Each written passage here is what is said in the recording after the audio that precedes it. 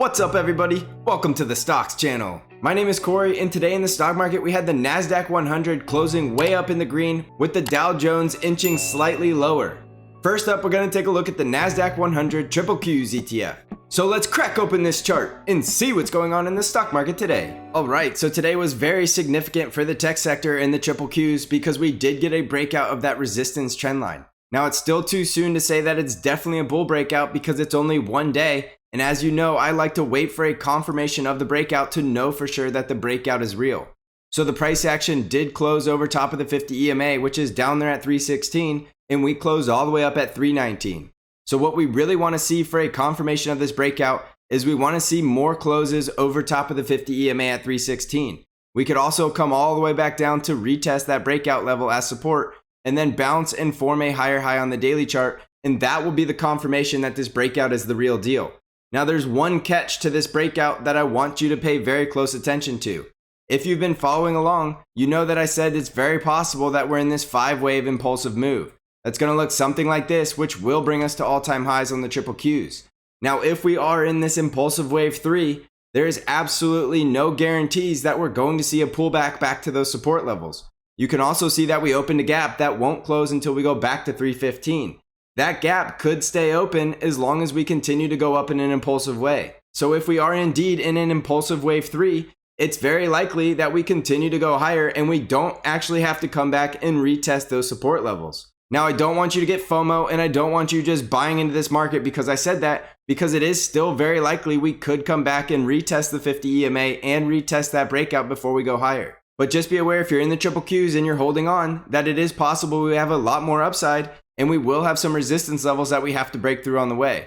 So there's always going to be another buying opportunity right around the corner if you miss this move. But remember, this was a consolidation wedge, and I said we're either going to break to the bull side or we're going to break to the bear side. And today we have definitely broken out to the bull side. So we'll wait for that confirmation of this breakout, which we should get as soon as tomorrow. And we really want to see the price action now staying above 316. This is the time for the bulls to show up and show that it's ready for the Nasdaq 100 to start going higher. We can't keep chopping around and still maintain this impulsive move, so it's either do or die for the bull market right now. We need to start going higher and maintaining this impulsive move and break out to new daily higher highs. So the most critical resistance levels to watch right now are going to be 321 and 324. 324 is the daily higher high breakout. So if we can close over 324, it's almost a no-brainer that we're going to go to 327 and possibly even close the gap at 330. The upside price target would then be all the way up here at 334. Now we still don't have a bullish trend, even though we did get bullish price action today. It's only one day. So I am bullish on the Triple Qs and I am expecting to see the Triple Qs go higher. But remember, it's called being a defensive bull and being flexible. We need to see the price action staying above the 50 EMA. And we need to see this bullish trend continuing to pick up momentum. The other thing I want you to notice is that the 20 simple moving average curled up today and it's now positively sloping. So what I want you to watch for on the 20 simple moving average is now look for it to start heading up towards a positive sloping direction, and that will give the price action something to build off of as support and continue to bounce higher through these resistance levels. Remember that the 20 simple moving average is a momentum average. So while the 20 simple moving average is sloping positively, that's going to start pushing the price higher. So as you can see, I'm drawing in an example of what that would look like, and it's really just allowing the price action to go into a high momentum phase where it's running and building up momentum off of the moving averages instead of other horizontal support levels. So in a bull market, the moving averages are very critical, and that's why I always say wait for the bullish trend. We're getting close to having a bullish trend, but we're still not quite there yet, and that's why there's no need to FOMO into this market if you missed out on today's move. There's always going to be another buying opportunity right around the corner. So if you're on the Stocks Channel Discord, I send out intraday alerts, and you'll be the first to know exactly when I think it's ready to go back into this market. So if you're not already in this market and you're waiting for a more clear indication, you might want to join the Discord server so you'll be the first to know. So we're going to continue to take this day by day and one step at a time. And today was definitely a win for the bulls and a step in the right direction towards making this market go back into a bull rally. Remember, on the weekly charts and the monthly charts, we're still bullish on the Nasdaq 100, and that's why we've had that bullish bias for this breakout. You want to take the trend, which is in the higher degree, as your bias, which is still bullish. So all throughout this consolidation, we were accumulating, getting ready for this impulsive move. And now that we're in it, we want to manage the trade position very closely in case it goes against us. So this gap is definitely one of the highest risks that we have to the downside, and that's why I want you to pay close attention to that gap at 315. That would also coincide with a test of the breakout because you can see that that trend line does hold up around that gap, and we could see that over the next few trading sessions before we get that bounce and confirmation. So there could be a little bit of a fake out of this breakout before we get the real bull run. But remember, we're looking for that impulsive wave 3, so we really don't have much time to chop around and still maintain that impulse. Now, it's unlikely that gap will close if we start breaking above resistance and then we retest one of these resistance levels as support and bounce off of there and continue to head higher. That's a good sign that this impulsive move is well on its way to new all-time highs, and we're not likely going to close that gap until the next bear market. So there's a lot to pay attention to and a lot to watch for, and if this still isn't making sense on what you want to watch for, don't forget on the Stocks Channel Discord, I do intraday updates and I make this a lot more clear as the price action moves day to day. So critical support levels to watch for right now are going to be 316, the 315 gap close, and then the 313 support level. If we start breaking back down below 313, this was a false breakout and it was not the real deal. Now below 313, we would begin to start looking bearish on this market and we would be looking for possible support at 310 and 307.60. It's not likely with today's breakout that we're gonna see 310 or 307.60 and possibly not even 313 for that matter. As you can see, we spent a lot of time around that battlegrounds level, which was 313. And now that we're starting to break away from that level, it means we could go much higher from here and not revisit that level yet again. Next up is the S&P 500 SPY ETF, and we did see intraday that SPY was trying to break out from that all-time high resistance level at 397. SPY did get rejected at that resistance level, but it still did close in the green today, going up 0.41%. We still have the bullish price action over the 5 EMA, and we still have all the moving averages stacked to the bull side. So the S&P 500 is still in a bull trend with bullish price action, which means we're still looking for our price target above at 404. But remember, for 404 to be our price target, we still need to break back above 397 and get a couple confirmation closes over that level. So look for 404 as the price target, but don't forget about the significance of 397. It's very easy to forget that we still have a resistance level right in front of our face when we continue to look up for 404. So we need to break above 397 with the intention that we're heading to 404. Downside support is still the 394 level, the 20 simple moving average, which is now right around 391, and the 50 EMA, which is 386. Remember, price action closing below the 20 simple moving average is a bearish indication. It means we could be done with this bull rally and going back into a bear market. So we need to see the S&P 500 start breaking out to all-time highs, or at the very minimum, at least holding up above the 394 support level. On the Dow Jones, we went down just a little bit today, going down 0.19%, but we're still closing over top of a positive sloping 5 EMA with all of the moving averages still stacked to the bull side.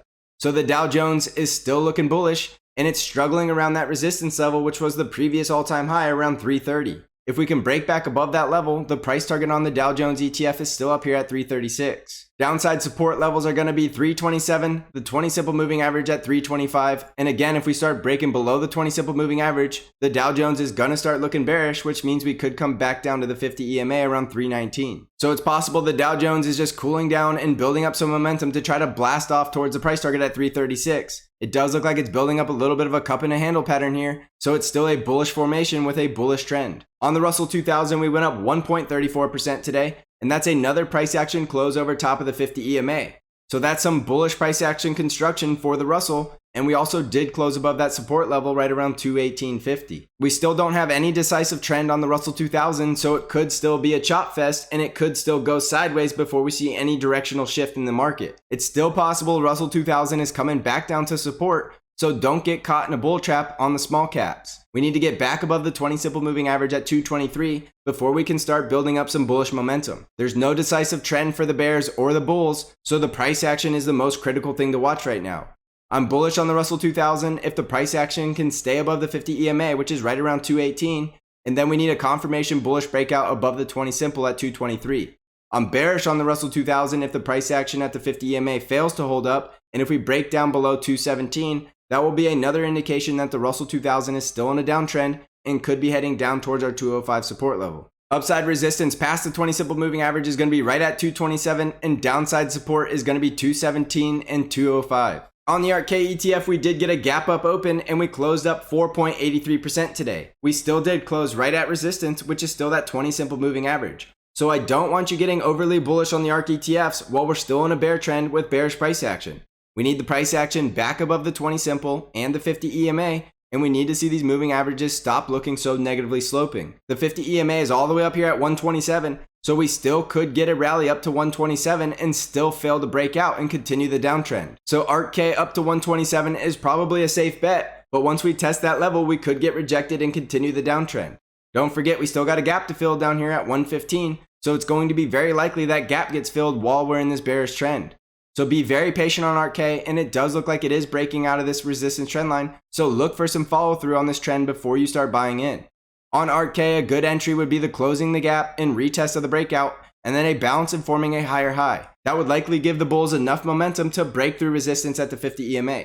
So be patient because there could still be a lot more downside in this ETF, and I don't want you getting caught in a bull trap. Right now, you're still better off being an Arkk bear until the bulls can turn this chart around to the bull side. On the VIX, which is our fear indicator, we had another bullish day with the VIX closing below 20 yet again. Remember, the VIX below 20 is a bullish indication. It means we're more than likely going to close the gap at 18.2. A low VIX means low fear, which means we're likely to continue to go to new all-time highs. So as long as the VIX continues heading lower, I'm only going to get more and more bullish on this market. We would need to see the VIX try to break back above 21.6 to even consider more selling in this market. On gold, we did get that bounce off support today, which was right at 1685. If we break down below support, there's one more support level below at 1644. The upside price target is going to be right around the 50 EMA and our resistance level right around 1761. On silver, we bounced on the way down to our support level at 2350, and this could just be a dead cat bounce and we could be still heading down towards that support level. Look for silver to head up towards $25 if this was the real deal bounce, because that is still our resistance level that we want to take profits at. Remember that silver is in a downtrend, so don't get overly bullish on it. On Bitcoin, we're currently trading right around $59,000, which is that very critical resistance level. Remember, this is do or die for Bitcoin, because if it fails to make higher highs on the daily chart, it could be going into a bearish correction. We need to see Bitcoin close above about 59,000, and that could mean that it could get back up to our price target at 62,500. Remember, this could very well be a bull trap, and I still don't think Bitcoin has enough risk-reward ratio in it. There's very little potential upside for a huge potential downside in Bitcoin. That is not the sort of trade setup I want you to be taking, because it's not worth the risk. If you're going to take a high-risk trade, you want to make sure that there's high reward, and I just don't see that setup in Bitcoin.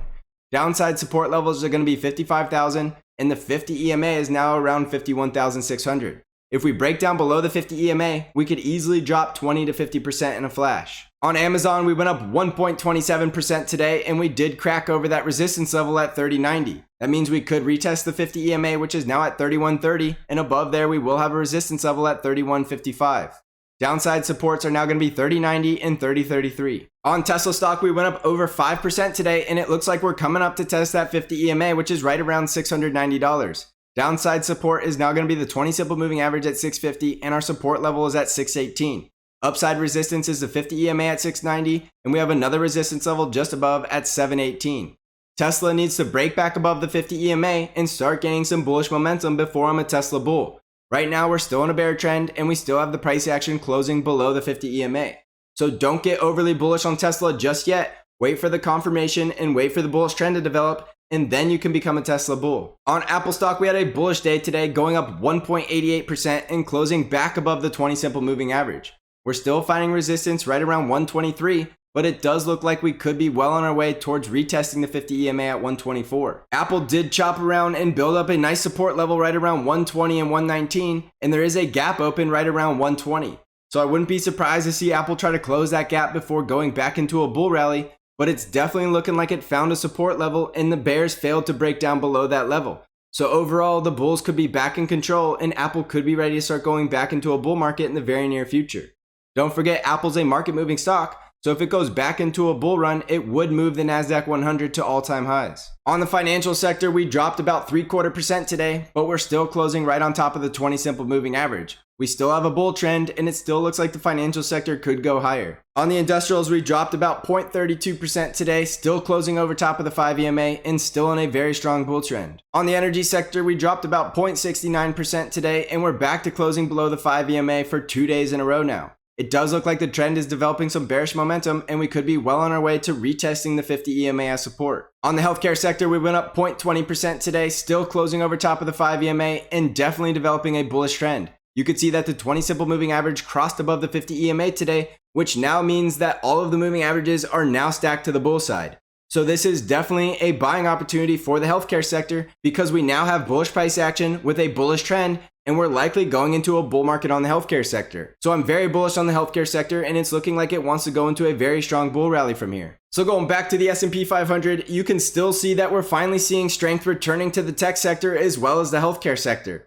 We're still seeing strong sectors across the board with a low VIX, which means there's low fear in this market. We're still likely going to see all-time highs in this market before we finally do see a stock market correction. So I'm still bullish on the stock market, but I still want you to be flexible and I want you to be defensive the higher we go. I always tell my Discord members to raise cash the higher we go so that you have cash to put to work when we have dip days. You don't want to always be all in the market. The higher it goes, reduce your risk and get ready to trade on the dips. This market is likely going to see a lot more volatility once we hit most of my price targets, so pay close attention to the price action. Remember, on the Stocks Channel Discord, I'm giving intraday updates and I'm bringing you new trade ideas weekly, and I'm always helping you stay on the right side of this market. If you're interested in joining the Stocks Channel Discord, you can find out how to join by clicking on the link in the description of the video. So next up, let's take a look at our trade idea, which is still Shopify. And remember, I said on Shopify that the last buying level was down here at 1035.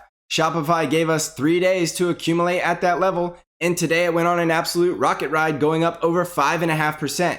It blasted through 2 price targets, blasting right through 1080 and closing right near the other price target right around 1108. We still have plenty of upside price targets, which are at 1133, the 50 EMA at 1170, and then our next price target's at 1200. Shopify has plenty of upside potential, and it's still trading at relatively great buying opportunities. So we're still going to keep Shopify as our trade idea until we hit most of these price targets, and I'm going to help you stay on the right side of this trade all along. Downside support levels are now going to be 1080, and we still have the downside support at 1035. Remember, if we break and close below 1035, we could still go much lower, so I want you to cut your losses and get out. Remember, don't be greedy in this market, and don't be afraid to take profits, because you're more than likely going to get another buying opportunity right around the corner. So thanks for watching, everybody. I hope you're crushing this market, and as always, I will see you in the next episode.